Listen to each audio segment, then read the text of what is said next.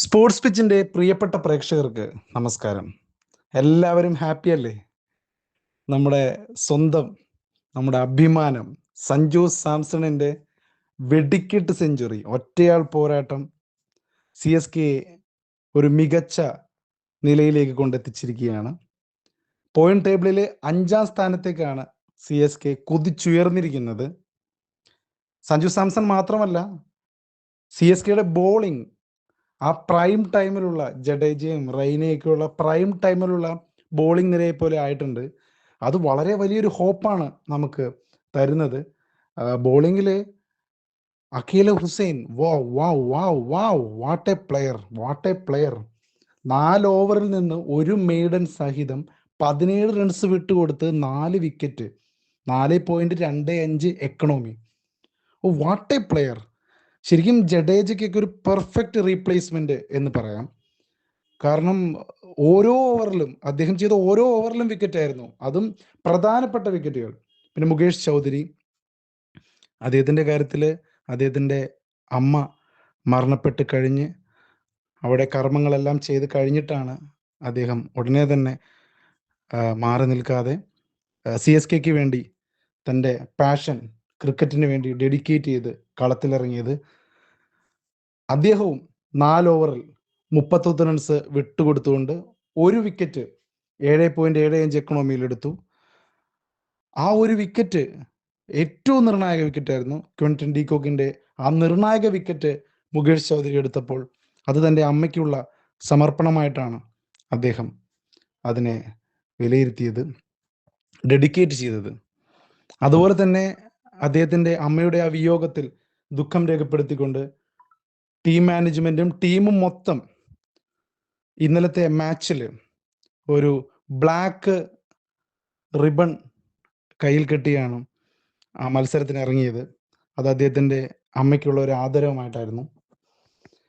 അതുപോലെ തന്നെ purple cap ഓണറായിരിക്കുകയാണ് കാംപോച്ച്. 3 ഓവറിൽ 10 റൺസിന് ഒരു വിക്കറ്റ് എടുത്തുള്ളൂ എങ്കിലും ഇതോടുകൂടി പർപ്പിൾ ക്യാപ്പ് കാംപോജിൻ്റെ കയ്യിൽ എത്തിയിരിക്കുകയാണ്. അങ്ങനെ നൂർ അഹമ്മദ്, ഒന്നും പറയാനില്ല, നൂർ അഹമ്മദിൻ്റെ ബോളിംഗ് ഒന്നും പറയാനില്ല. കാരണം ഈ ടൂർണമെൻറ്റിൽ നൂർ അഹമ്മദും അഖീൽ ഹുസൈനും തമ്മിലുള്ള ആ ഒരു ജോഡി, ഇന്നലെ സെലിബ്രേഷൻ സമയത്തൊക്കെ മുഖത്ത് ഇങ്ങനെ കൈയൊക്കെ വെച്ച് നിങ്ങൾ കണ്ടിട്ടുണ്ടാവും. ആ ഒരു ജോഡി ശരിക്കും തരുന്ന ഒരു ആത്മവിശ്വാസം, സി എസ് കെ ബോളിങ്ങിന് കൊടുക്കുന്ന ആ ഒരു പവർ ഒന്ന് വേറെ തന്നെയാണ്. അപ്പോൾ നൂർ അഹമ്മദും 2 വിക്കറ്റ് എടുത്ത് പർപ്പിൾ ക്യാപ്പ് കോമ്പറ്റീഷനിൽ കട്ടയ്ക്കുണ്ട്. ഓവർട്ടൺ ശരിക്കും പറഞ്ഞാൽ പണിയെടുക്കുന്ന ഒരാളാണ്. സി എസ് കെക്ക് വേണ്ടി ഫീൽഡിങ്ങിലായിക്കോട്ടെ, ബോളിങ്ങിലായിക്കോട്ടെ, ബാറ്റിങ്ങിലായിക്കോട്ടെ, തന്നെ കൊണ്ട് പറ്റുന്ന ഏറ്റവും വലിയ ഹാർഡ് വർക്ക് പുറത്തെടുക്കുന്ന ഒരു പ്ലെയറാണ്. അങ്ങനെ എല്ലാവരും, ഗുർപ്രീത് സിംഗ് ആയാലും 2 ഓവറുകളിൽ 7 റൺസിന് ഒരു വിക്കറ്റ് എടുത്തു. അങ്ങനെ എല്ലാവരും ഒന്നിനൊന്നും മികച്ച ബോളിംഗ് ആയിരുന്നു. പന്തെറിഞ്ഞ 6 ബോളർമാർക്കും വിക്കറ്റ് എന്നൊരു സവിശേഷത കൂടിയുണ്ട്. അതോടുകൂടി സി എസ് കെയുടെ ബോളിംഗ് ലൈനപ്പ് സുശക്തമായിരിക്കുകയാണ്. നേരത്തെ പറഞ്ഞ പോലെ പ്രൈം സി എസ് കെ തിരിച്ചു വന്നിരിക്കുകയാണ്. അപ്പോൾ ഈ ഒരു പ്രൈം സി എസ് കെയുടെ തിരിച്ചുവരവ് തന്നെ സി എസ് കെ ആരാധകർക്കുണ്ടാക്കുന്ന ആത്മവിശ്വാസം വളരെ വലുതാണ്. ഞാൻ ബാറ്റിങ്ങിലേക്ക് വരുന്നതിന് മുമ്പ് ഈ ബോളിംഗ് പറഞ്ഞേ പറ്റുള്ളൂ. കാരണം ഒരു മികച്ച സ്കോർ തന്നെയാണ് വാങ്കഡയിൽ 207 റൺസ്.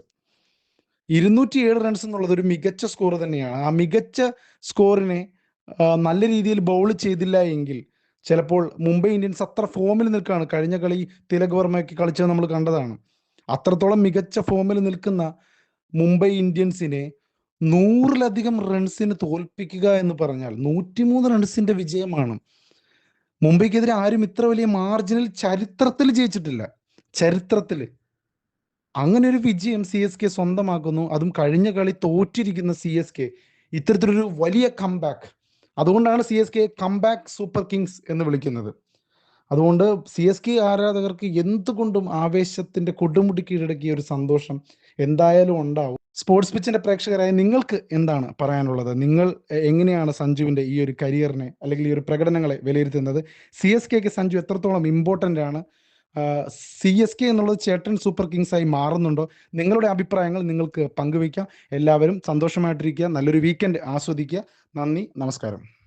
പ്രിയപ്പെട്ടവരെ, നിങ്ങൾക്ക് ഈ വീഡിയോ ഇഷ്ടമായെങ്കിൽ ദയവായി ലൈക്ക് ചെയ്യുക, കൂടുതൽ ആളുകളിലേക്ക് ഷെയർ ചെയ്യുക. പിന്നെ ഇതുപോലുള്ള വളരെ മൂല്യമുള്ള അർത്ഥവത്തായ കഥകൾക്കും വീഡിയോകൾക്കും വേണ്ടി ഞങ്ങളുടെ ഈ ചാനൽ സബ്സ്ക്രൈബും ചെയ്യുക.